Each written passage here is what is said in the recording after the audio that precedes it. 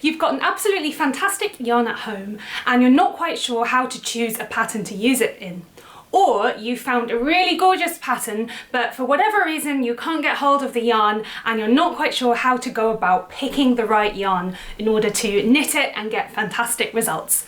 This video will cover how to substitute the recommended yarns in knitting and crochet patterns for success.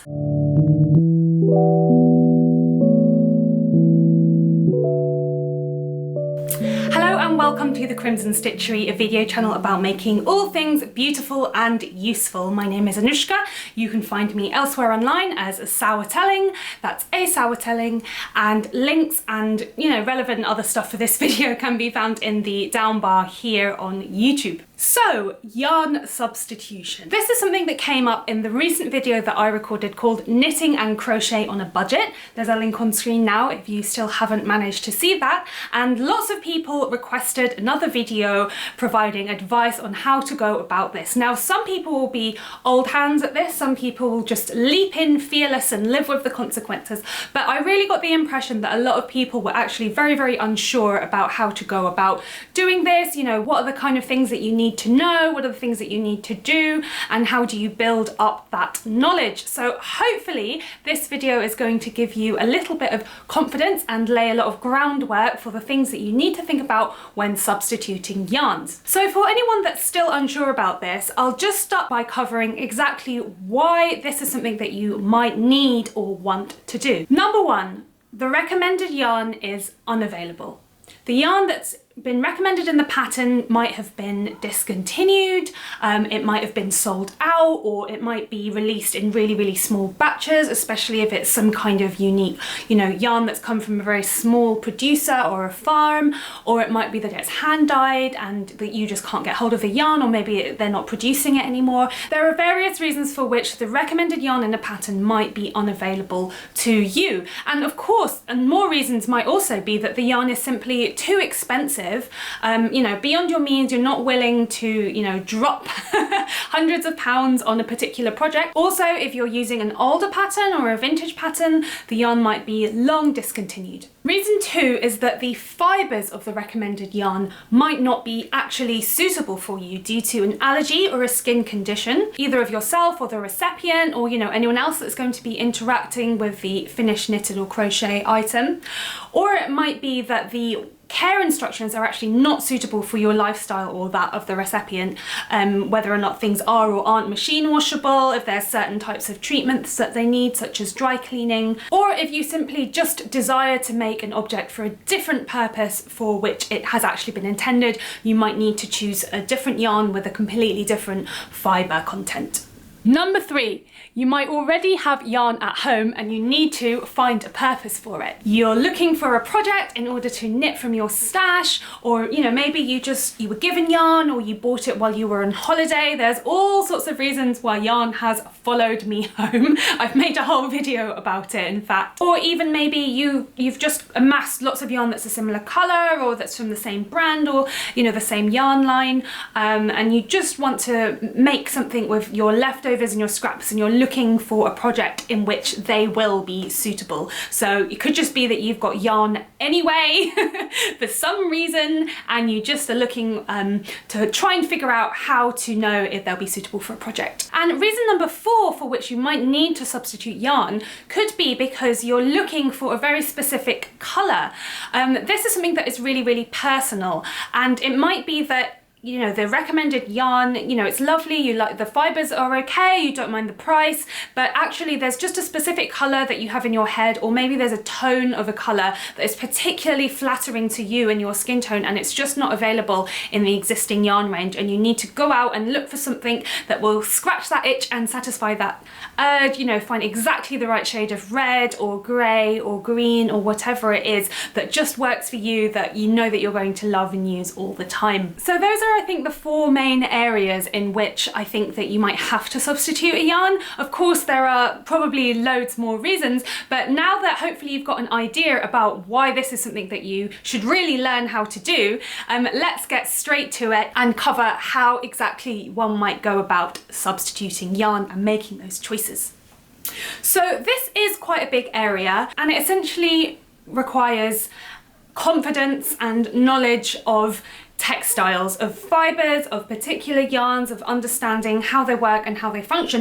And I do understand that this can be very intimidating to some beginners or just people that are unsure about all of the different terms and the jargon and so on and so forth. And because this is such a big area, I've broken it down into another 4 key stages. But just before we get started, I've created the following formula, which I hope will bring you some confidence in making these decisions in your knitting and crochet projects. Because when it comes to planning out a project and making decisions about the materials that you're going to use, knowledge plus imagination multiplied by creativity equals experience. You need a little bit of knowledge, you need to try and take that leap of faith and try and work out how it might be applied, be creative, think outside the box, and through all of those things, once you put them together, you'll learn more and more and more, you'll gain more experience, and you'll bring so much more to the table when it comes to planning and executing your projects, playing around, coming up with new ideas, new winning combinations,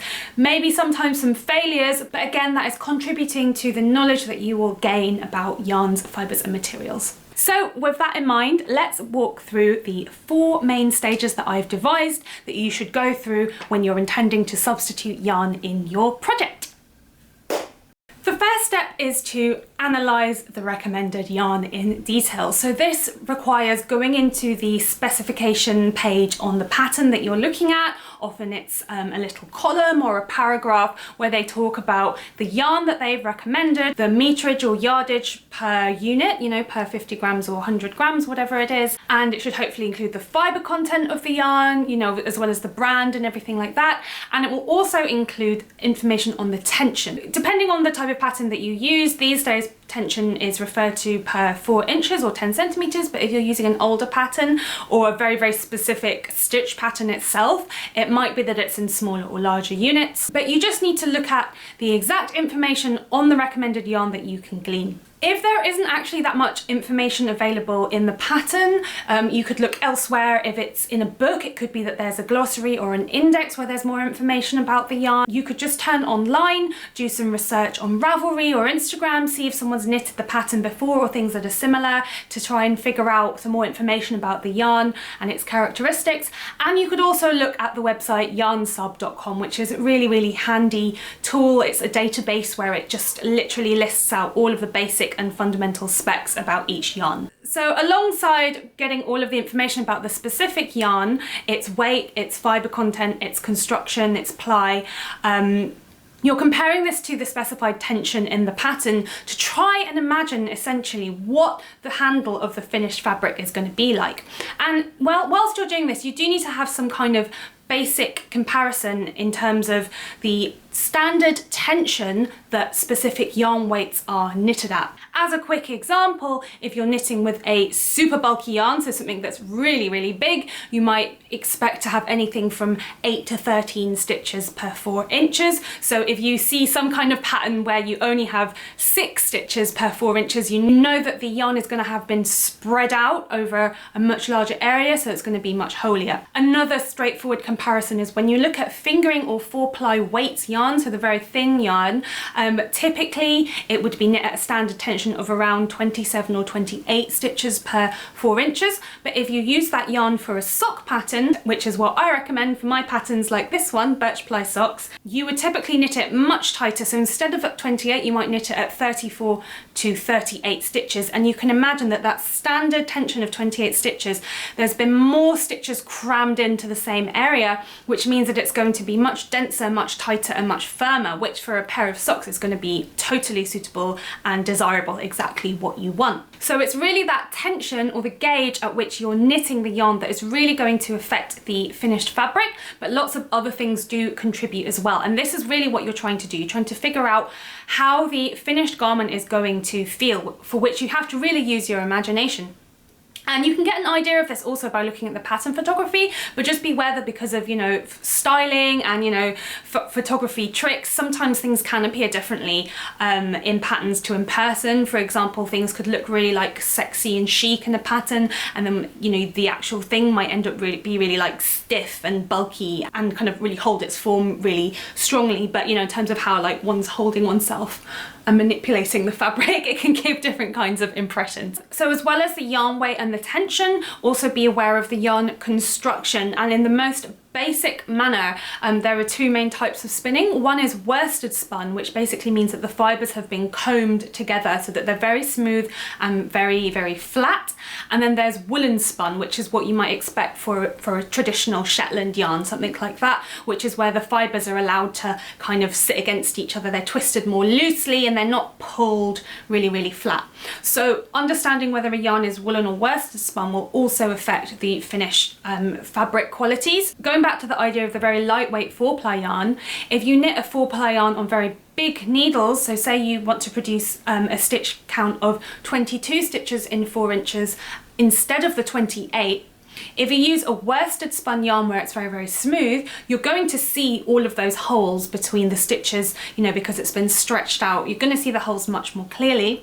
Whereas if you used a woolen spun yarn, because the fibres are more kind of bushy, what those slightly looser fibres will actually do is slightly fill in the holes between the stitches. So a looser fabric produced on a 4-ply yarn will actually appear kind of more fuzzy, and it will feel a bit firmer and possibly have a nice drape. It will be completely different in quality to when you have worsted spun yarn, and you're just trying to get a gauge of how exactly the finished item in the pattern appears, how it behaves, so that you can make a decision when it comes to choosing an alternative yarn.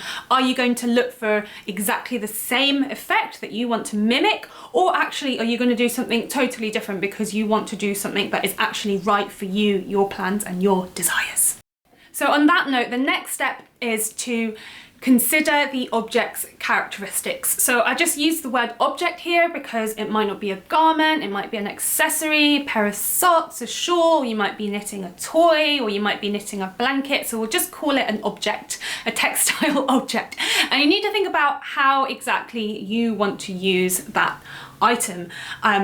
What are the kind of qualities of the fabric that you require for your purposes? Do you want a shawl that is really, really drapey so it kind of slinks over your shoulders? Or do you want a shawl that is a bit more robust and holds its form and is maybe a little bit warmer so that you can really tuck it in around yourself so that it will be windproof? So again, all of these kind of fabric qualities will be affected by the gauge at which you've knitted any yarn, as well as the yarn construction and the fibre content as well. So fibres themselves behave very differently. Also, they behave differently according to wear, which is to do with the memory that the yarn has. So that basically means the spring. Some fibres naturally have really fantastic memory, and that includes wool, and some don't. And that includes things like alpaca. The memory isn't so great. And what that means is basically once it's stretched out in the knitted fabric, when I'm talking about the memory, it refers to how easily it jumps back into shape. So sometimes things literally very slowly come back into shape. As an example, I've got an alpaca silk jumper that I knitted. It's really, really lovely, but at the start of the day, it's very tight, and by the end of the day, it's fairly loose. It relaxes on the body, quite literally, and I have to make sure that I leave it on a flat surface to relax and to get back into shape, you know, because that memory is taking a long time. So lots of things contribute to the memory, how you wear it, you know, what exactly it's being used for, and that's just what you need to factor in. Also, cotton is very, very dense. It can have a very good memory, depending on how many plies it has in the actual yarn, but it creates a very, very dense fabric that can be quite heavy. Superwash wool can have a fantastic memory, especially if knit at a tight gauge, and it can be quite drapey. It can have very slick surface texture as opposed to the woolen spun wools, which are fuzzy and which actually trap air in between all of the loose fibres, which can make them extremely warm.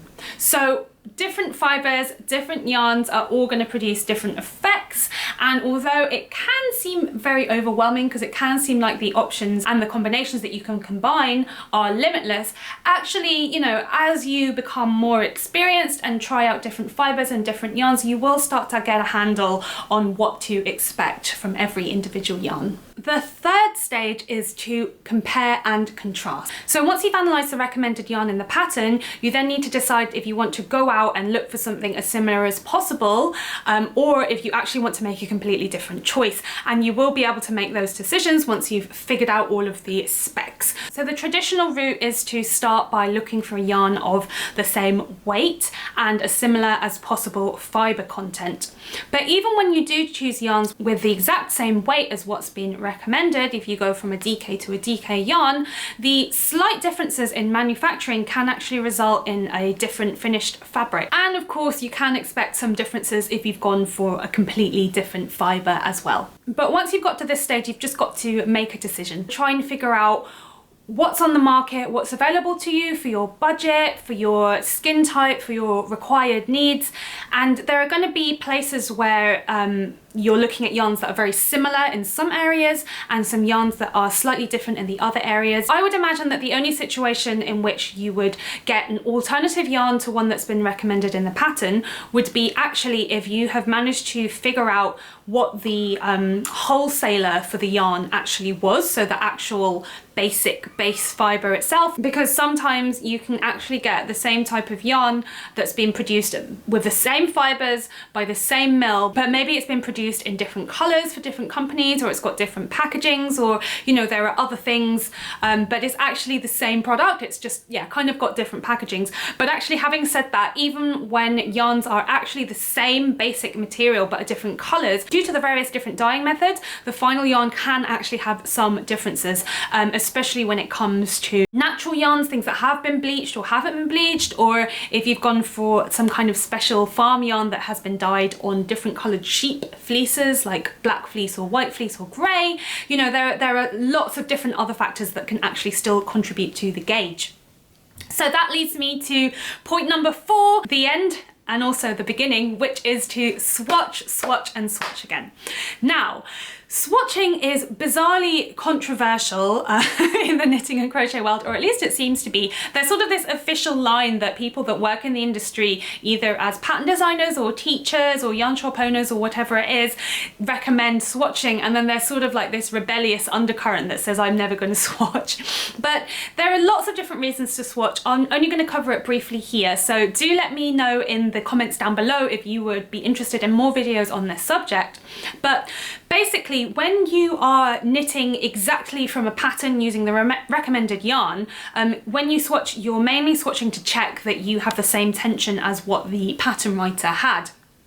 But when you've chosen your own yarn, when you're going off-piste as it were, you're swatching to make sure that you like the final fabric that you've produced. You're swatching to make sure that the yarn that you have chosen is what you expected it to be, that the pattern that you're knitting it in, you know, if it's a lace, if it's a cable or a texture, you need to check that that pattern actually works with the yarn that you've chosen, you know, with the texture of the yarn, with the construction, with its colour, if it's got any surface decoration in the dyeing or any kind of tweed and different multicoloured things. So you've got all of that, plus you do also have to factor in your tension, especially if you have gone for a yarn that is like perfect in every way, but it's actually a slightly different weight to what's been recommended in the pattern. So it might be that your pattern was written for a DK weight yarn, but you've chosen an Aran weight or a worsted weight, which is slightly heavier just because you saw something absolutely gorgeous and you had to have it, or vice versa. It could be a heavier weight yarn and you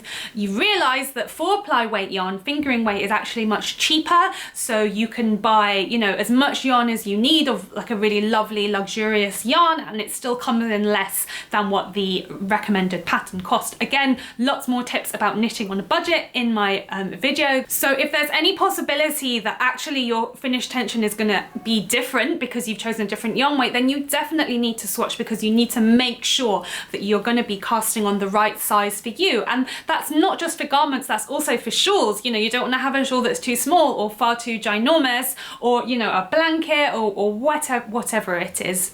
You need to make sure that when you touch the fabric, when you touch the swatch, it's exactly what you thought it was going to be. It looks good, it feels good, it drapes, you know, around your hand in the right kind of way, it behaves in the right way in terms of the memory.